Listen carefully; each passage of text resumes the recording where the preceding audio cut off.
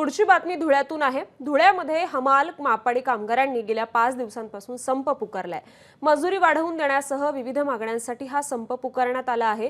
मात्र अद्याप याबाबत तोडगा न निघाल्याने कृषी उत्पन्न बाजार समितीतील लाखो रुपयांची उलाढाल ठप्प आहे। तोडगा निघाला नाही तर 26 जानेवारीला आत्मदहन करण्याचा इशारा हमाल मापाडी कामगारांनी दिलाय। याबाबत बाजार समितीतून आढावा घेतलाय आमचे प्रतिनिधी धनंजय दीक्षित यांनी। हमाल मापाडी कामगारांनी आपल्या विविध मागण्यांसाठी संप पुकारला आहे। गेल्या 16 तारखेपासून हा संप सुरू आहे आणि हमाल मापाडी कामगारांना मजुरी वाढ मिळावी, 25% वाढ मिळावी अशी मागणी त्यांच्याकडून करण्यात येते।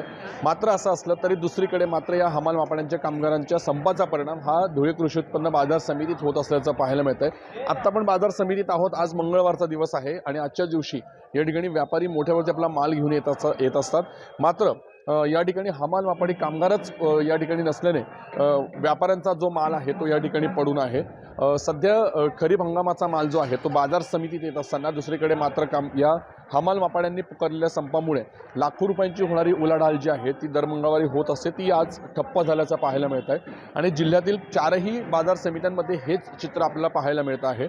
आणि एकंदरीतच आपल्या विविध मागण्यांवरती हमाल मापाडी कामगार जे आहेत ते अजूनही ठाम आहेत आणि जर का आमच्या मागण्या मान्य झाल्या नाही तर येत्या 26 जानेवारीला पालकमंत्र्यांसमोर आत्मदहन करण्याचा इशारा देखील हमाल मापाडी कामगारांनी दिलेला आहे। आणि त्याच्यामुळे काल शिरपूरमध्ये देखील बैठक झाली होती आणि याच्यावरती काहीतरी तोडगा निघेल अशी अपेक्षा असताना काल त्या ठिकाणी झालेल्या बैठकीत मात्र याला पूर्णपणे विरोध करण्यात आलेला आहे।